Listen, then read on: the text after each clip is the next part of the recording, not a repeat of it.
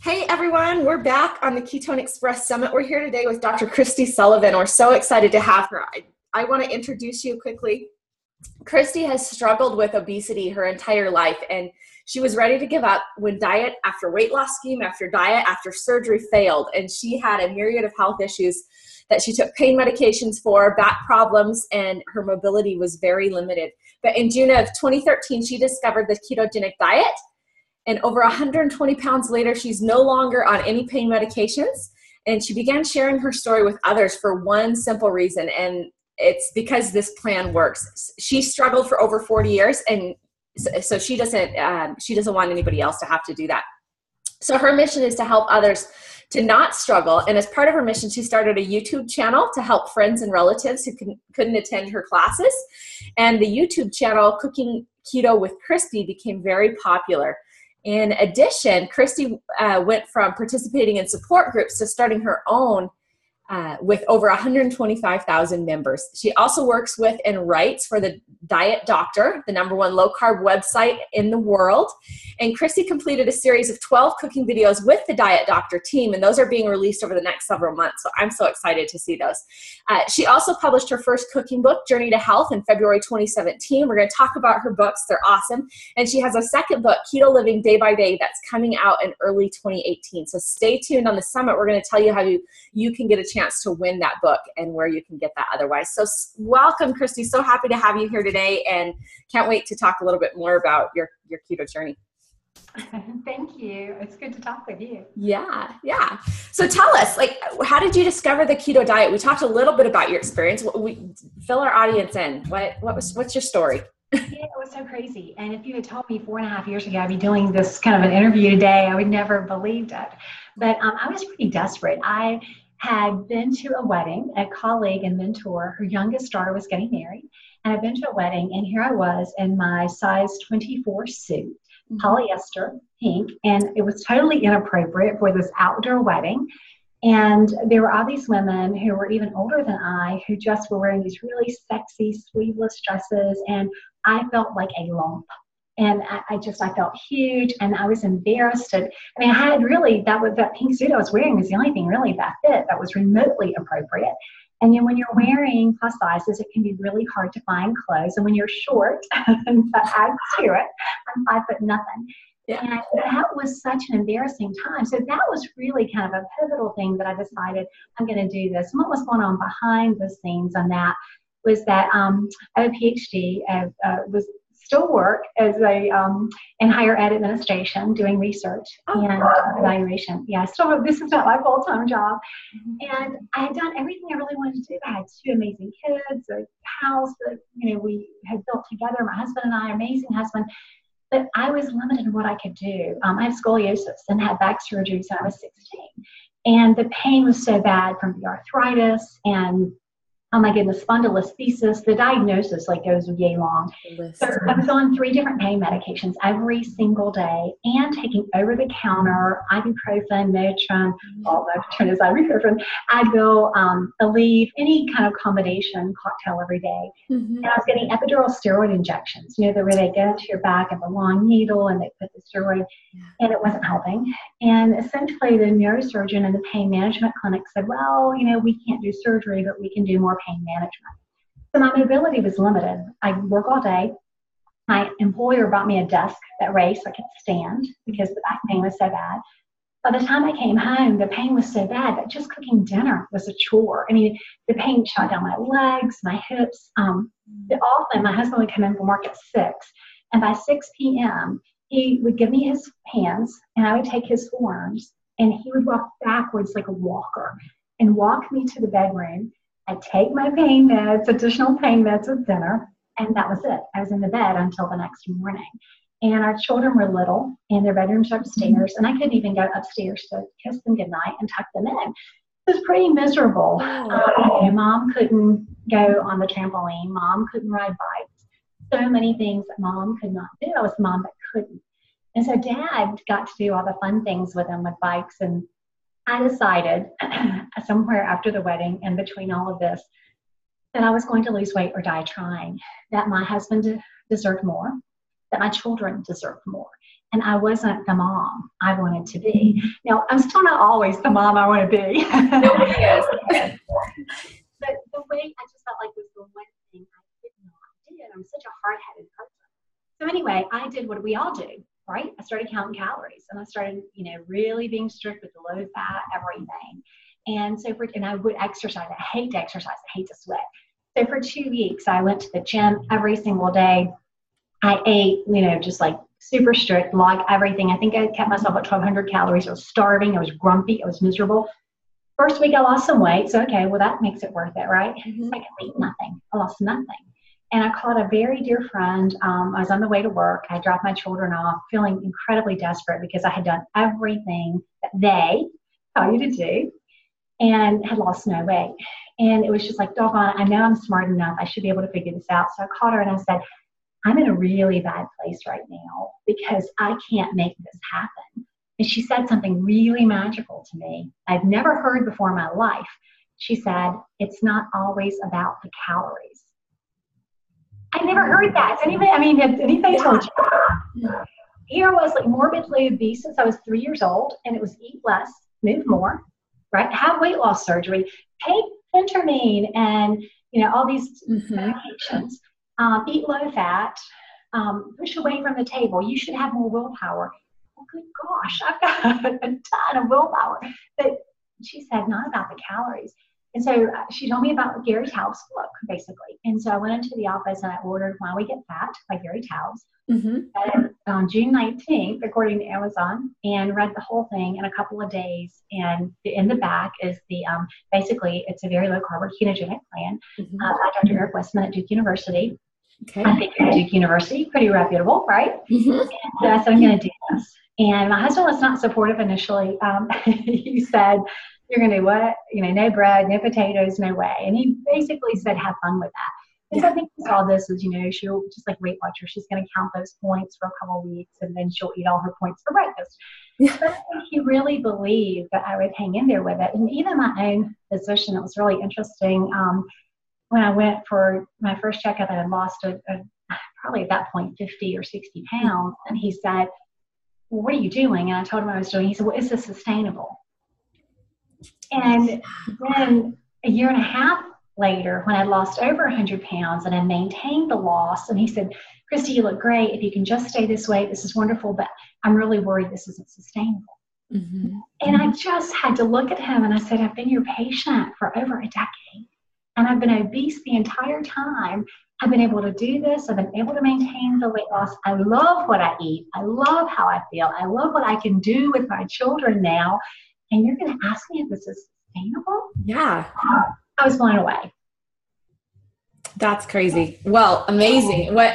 So and looking back now, I just totally got wrapped up in your story. Fascinated. I think it's such a great story. Like, it absolutely is sustainable. And it's challenging some common beliefs around weight loss and proper nutrition that some people have a really hard time with, but it absolutely is sustainable because look at you now. You look amazing. Thank you. It's been over 4.5 years. And I think the reason I do what I do, I love this so much because it's the easiest thing I've ever done. I eat the best foods of my life. I had bacon for breakfast. You'll have burgers or with cheese and bacon or something for dinner. Swedish meatballs, actually, I think are on the menu for tonight. Yeah, awesome. With a rich, creamy, gravy. And so these wonderful, rich foods, and we're never hungry. And that's the whole thing that makes it so amazing to me. And when my doctor asks, is this sustainable? Everything I've ever done until now I was overwhelmed by hunger and deprivation. And that is huge for me. You don't have to struggle. You don't have to be hungry. You don't have to be deprived. In fact, I tell people with keto, if you're hungry, you're probably not doing it right. Okay. Very cool. And how has this changed your family's life? Like, I just think this amazing story. You went from this mom who can't to now you're just this amazing woman. How has it changed your family's life? Oh, well, I love being able to do things with my kids. We go on bike rides. We all have bikes. In fact, we had to get, the kids are growing, so we all had to get new ones. And we got new ones last Christmas. So we got new bikes. We go for kayaking. I can fit in a kayak, which is really a lot of fun. We go hiking. We went out to Yosemite I guess not this past summer, the summer before last. And we hiked up Yosemite Falls, which was so phenomenal. In the past, David and the kids might go for a walk. They would go for a short walk because they didn't want to leave mom behind for too long. Okay. And I would stay behind. And this time I was there with them all the way up and all the way back. So that's been amazing. And of course, I'm cooking a lot more. Before keto, we were the family that did the frozen chicken tenders, low fat, because I was trying to be healthy, right? The low fat lasagna and things like that. But I'm cooking a lot more too. And it tastes better instead of like cardboard, right? That's amazing. And I'm sure that you've seen improvements in your family's health too, just with cooking that way. We have, absolutely. My husband has lost over 50 pounds. And every time he went to the doctor, they kept threatening him with high blood pressure meds because his blood pressure kept increasing. And now his low normal ranges. Awesome. It just gives me goosebumps. That's just an amazing story, Kristie. Thank you for sharing that with us. And so now you have this huge following online of people who were in the same boat that you were in or who can totally relate to that story. Like, what's the most rewarding thing about that for you? Well, the most rewarding part is when people reach out to me and tell me their stories too. When they say, now I've lost 100 pounds, or we've had 3 people in the group who are no longer on like kidney transplant list because their kidney function has improved. I no longer take insulin. I'm no longer on my diabetic medication.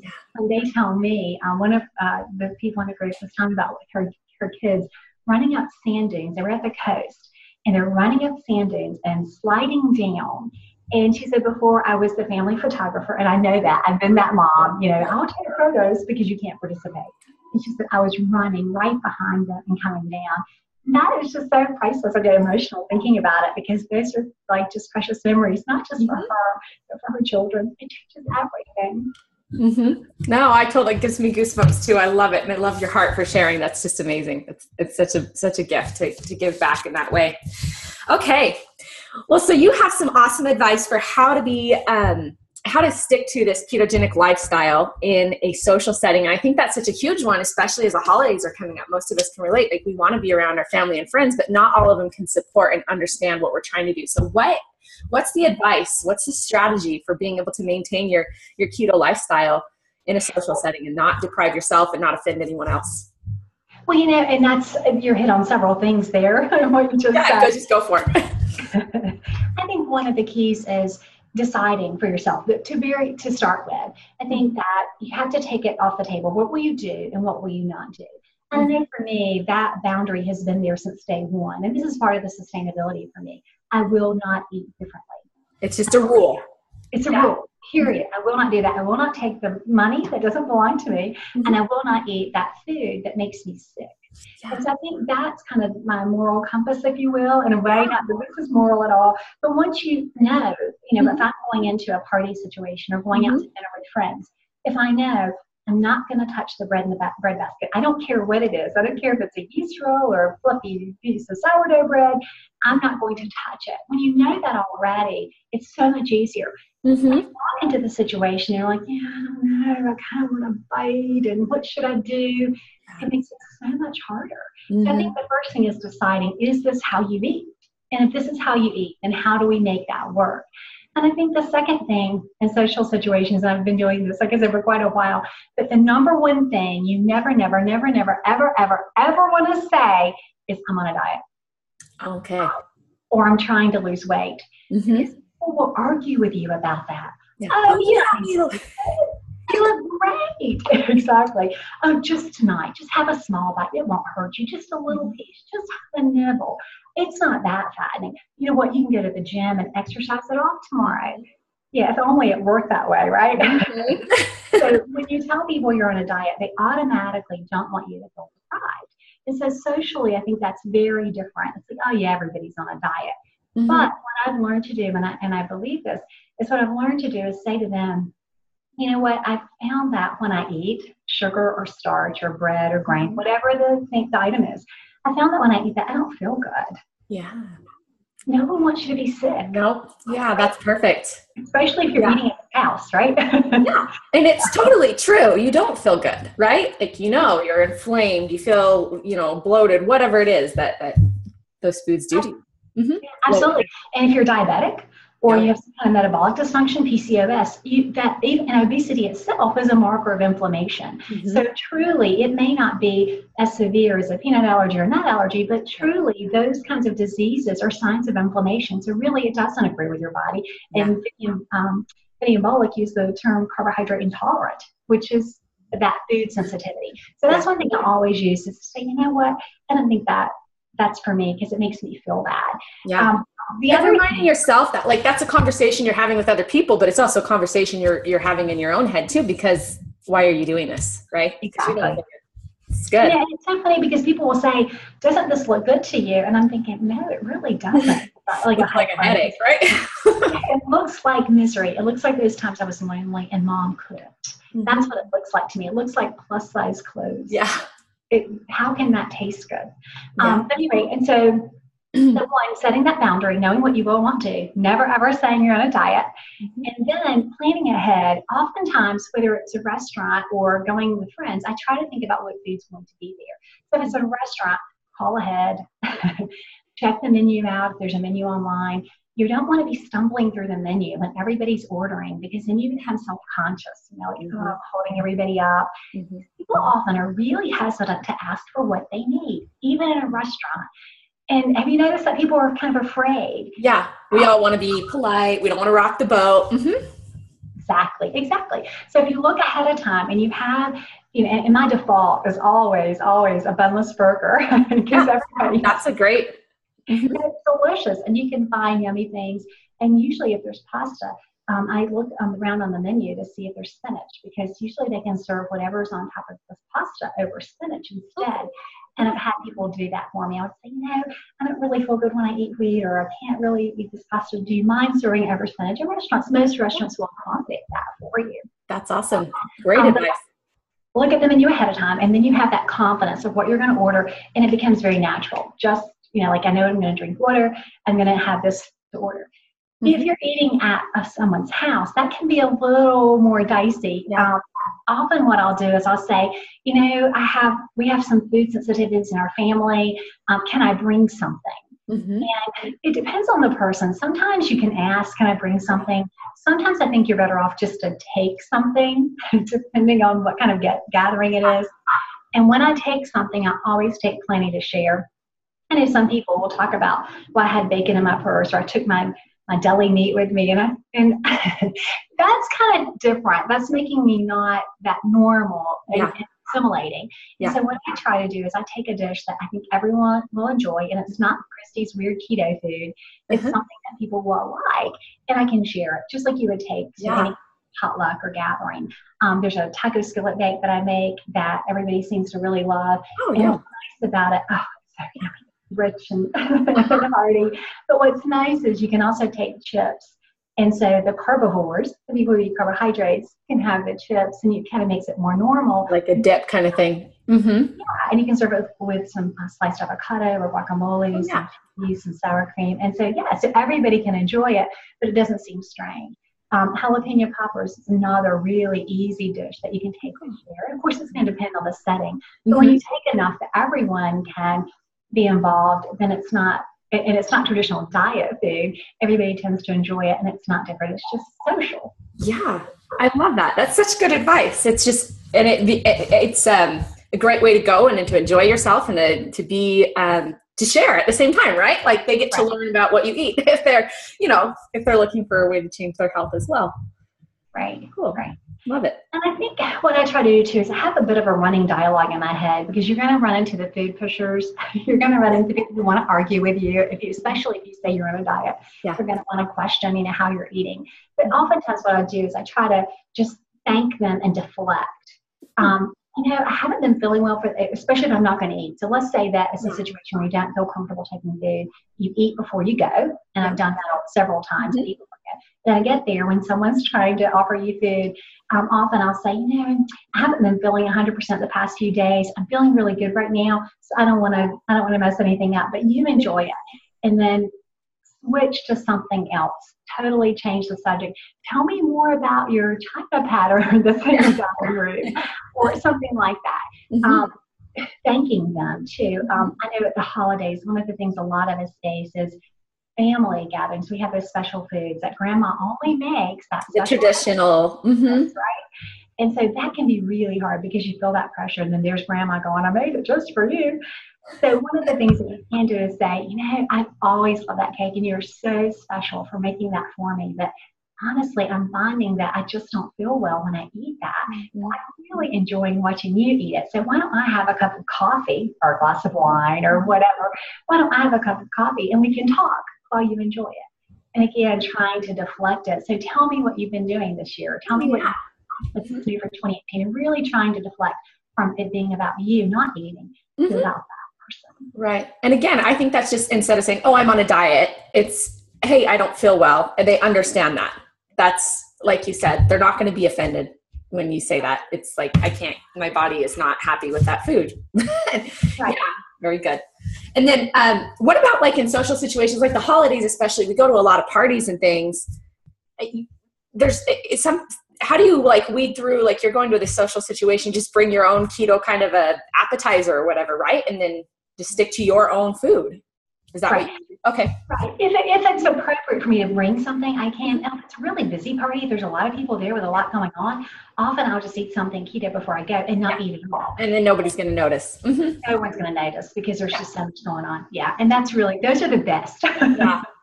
Yeah. So just make sure you're filling up before you go. Okay. Good advice. All right, cool. What else? Anything else? Any other tips for social settings? These are all so good. Well, one thing with families, let's go back to families, when desserts, and let's say you don't have anything low carb that you can eat for dessert, but you really don't want them. Another thing I found is you can really busy yourself cleaning up. Oh. Nobody ever minds you're cleaning up. If you're taking the dishes and you're working and you're busy, people are less likely to notice that you're not eating when you're busy versus when you're sitting at the table with nothing. Yeah. Gotcha. Oh, that is really good advice. So just maybe helping serve it and then jump up and start clearing the table and then let them enjoy their dessert. Exactly. It keeps you busy. So you're not like tempted to start snacking. Exactly. Then get back with your coffee and chat. And that's one of the things that's so funny because holidays are so much more about people and getting together than they used to be. They used to be a lot more about the food for me. But I think it tend to be a lot more social and use it as a time to visit and chat. Yeah. And it just makes it a more rewarding and fulfilling kind of experience too, rather than I just ate and now I feel really sick. Yeah. Regret, you know, anytime anyone gets off plan, like it's never worth it. Physically, you feel bad. And then you feel bad emotionally because you let yourself down. Yeah. And so I think that for me, I have a saying, I never regretted something I didn't eat. And 99.999% of the time, the next morning, you're like, wow, I'm so glad I didn't eat that. You feel so proud. Like, I feel good. I did it. I walked through the fire and didn't get burned. Amazing. Good. I love that. Never got anything I didn't eat. All right. So what other suggestions do you have for like simplifying a keto diet? Like for someone who's busy, you're obviously very busy. You have kids and family and career. How do you simplify it so that it's easy to stick to and you don't end up just throwing something in the microwave because it's fast and easy or whatever? Right. One of the things, and I've always done this to some extent, and I do it, we're so busy anymore. My husband's also in grad school in addition to working full time, and I work full time in addition to all this other stuff I do. But I think the big thing is thinking through our meals for the week. So every weekend I start thinking about the week, what's coming up, what's our schedule? Which nights are we all home for dinner? Which nights do we have to warm things up? And I start thinking about, what can I do that's quick? But, probably the most important thing I did early on, I didn't know how important this was I started developing, meals that were quick. So every week I committed to making 2 new recipes, and it didn't have to be anything fancy. It could, a pizza, which is basically, your meat crust and then pizza stuff on top of it. Every week I made 2 new things because I knew that when my family got super, super busy, I needed those things in the back, in my toolbox. I needed those in my backpack to pull out to feed my family. And so crab slaw is something, there's some, if you're familiar with crab slaw, everybody is crab slaw, right? But that's something simple. So I have these kind of go-to, I have 5 recipes that I always have ingredients on hand. Okay. And 5 things are made. If I have more time, I make other things. But if I don't have time, the kids are going to get crab slaw. They're going to get spaghetti sauce with miracle noodles. They're going to get Philly cheesesteaks without the bun. Those are I won't bore you with all those details. No. Things. So knowing ahead of time when push comes to shove, when their daughter walks in and says, oh yeah, I've got this project due and we've got to run to Hobby Lobby to get yeah. So, well, this is what we're eating. Then you're okay. People get fed and you don't end up at the drive-thru. I think that's the biggest danger is all of us are so busy and we rely on packaged foods. We rely on drive-thrus. And so a big part of the challenge of this is, okay, let's figure out a new normal. Let's create new habits that fit within our lifestyle. Yeah. That can keep us on plan. Awesome. Okay, so I'm curious. I don't know what Crag slaw is. What is that? Oh my goodness, you don't know what. Okay, Crag slaw is, and you don't have to like cabbage, but basically it's like an Asian dish. And so it's ground beef and ginger and garlic. And I use coconut aminos because I tend to avoid soy sauce. Yep. Cabbage. And so it's like cabbage will become almost like noodles. And it's called Crag slaw because it's so addictive. Okay. And my daughter has her friends eating it. In fact, she came home one day and said, I need you to make a double batch of Crag slaw for me for tomorrow because I promised to teachers and friends. And so we packed up Crag slaw. But yeah, they call it Crag slaw because it is so yummy.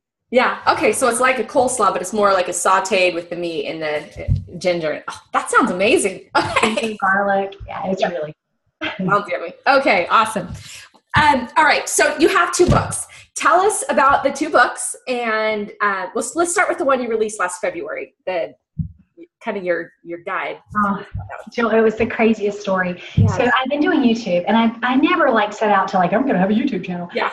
Doing videos, and my brother ran out of storage, and my brother's like, put it on YouTube. And I'm like, no. And eventually I did. And literally I gave it so much thought. My husband's like, what are you going to call it? And I'm like, I don't know. What should I call it? He said, I'll call it Cooking Keto with Kristie. And I typed in Cooking Keto with Kristie. So that's how it happened.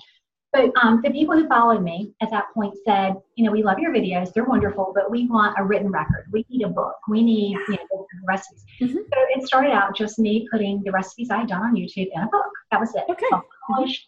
I paid someone to do InDesign and uploaded it to CreateSpace. And then the craziest things, I've been working on it off and on. I'm old. I wasn't familiar with how CreateSpace works. And I hit approve proof, which publishes the book. It puts it out there for sale. I had no idea. So my followers, and only had 30,000 people in the group, the Facebook group. Only 30? Yeah, only 30. They apparently, it was a Saturday afternoon, and when I had approved proof and left it, and was going to go back and release it that Tuesday. That was my husband, that was our wedding anniversary. So I had plans to do this big launch or whatever. I get home, we go for a walk on that Saturday afternoon. By the time I get home from the walk, I check my phone is blowing up. And I'm like, what is going on? And I look, and people are messaging me, and they're commenting about your book. I'm like, what? I didn't know. That's how the book got published. And there were some errors in it. I mean, it was self-published. I felt terrible about that. I wake at night. Yeah, so it's kind of this fluky thing. And then all of a sudden, it's #1 at Amazon, and it just went crazy. So then I got some calls from publishers and a couple other folks and started having some really neat opportunities because the book was so popular. And I honestly think it's popular because it's just those simple foods. It's the foods that I fed my family for the first 3 years of doing low carb, high fat. And it's just yummy. I mean, it's stuff that nobody would turn down. I mean, the twice-baked cauliflower, old-fashioned baked macaroni and cheese. Hearty soups and stews, just stuff. If I had you to dinner, I would make something from probably that cookbook. So that's the first book. Yeah. So tell us the next one. And this next one's coming out in March. So the audience will have to wait to get this, but tell us about this book and why did you decide to write a second one? The second one is kind of fun. It's called Ketogenic Living Day by Day, or Keto Living Day by Day. And what's fun about it, so there's 130 recipes, but I tried to keep it really simple. So I say that this is really for the person who doesn't like to cook. So if you don't like to be in the kitchen, this is for you. And there are very few treats in it because it really is focused on those foods we eat day by day, every day, because the treats are still just treats. I love them. But they're just treats. And so Keto Living Day by Day, the third part, there's 3 parts to it. The last part are those recipes. And the middle part 2, is the part that's really kind of special to me. That's really a day-by-day guide. And so it's day 1. And I'm right there with you, almost like a devotional. And so there's a place for you to kind of record what you're eating and to walk you through all that. And then there's day 2. And there's information about day 2. This is how you're feeling, and this is what you may want to do. And then there's day 3. And there's even a part about social situations and what do you do. And so it's kind of a workbook. Part one is really explaining what's keto all about. There's an FAQ. Is this going to raise my cholesterol? What if I am diabetic? There are questions like that. But then there's a whole section on meal planning. There's a whole section, a big section on social settings. Awesome. Even more than what we're talking about. And so it's really that foundational stuff. Yeah. A section on reading nutrition labels and nutrition information, and how do you know if this is really a good keto option. So you get all the information in part one. Part two is actually it's a 28-day guide, 4 weeks. So okay, so it's 28 days to 4 weeks. Okay. Yeah. And then the back part are those 130 recipes for various things. Awesome. So they're getting, and I love that you included that kind of that middle part, that 28-day mindset check, because so much of what we're doing when it comes to our food is fixed up here, right? When it comes to diet and weight loss. So that's so important. And just sitting here having this conversation with you, I can see you inside someone's head would be very powerful in helping them change the way they think about food. Amazing. Yeah, love it. Okay. And so just so our audience knows, we are going to be giving away a copy or two of Kristie's book that's coming out in March. We're going to pre-give it away, so you won't get it until March. But so stay tuned to the summit and follow us on our Facebook and Instagram so that we can let you know how you can win that, and we'll let you know. Okay. So Kristie, thank you so much for sharing. You've shared so many great tips and so much wisdom so far. But what advice would you leave our audience with, especially someone who is like you, who's jaded by the diet and the weight loss industry or the experiences that they've had? What would you say to them to help them move forward and to embrace this ketogenic lifestyle? I'd say give it 2 weeks. Just take the 2-week challenge. Okay. Give it 2 weeks. Commit 100%. It doesn't work if you don't do it 100%, but give it 2 solid weeks. Push through the cravings, push through the keto glue, and you will see how amazing you can feel once you become fat adapted and once you cut carbohydrates out of your life. Yeah, awesome. So how great you feel, you're going to get results, and the food is good. It's not like you're starving. That's what I love about the ketogenic diet, is it's not depriving. Right. Very good. Okay. Well, thank you so much for being on with us today, Kristie, and thank you to our audience for watching. We'll see you next time on the KetonExpress Summit. Have a great day, everyone.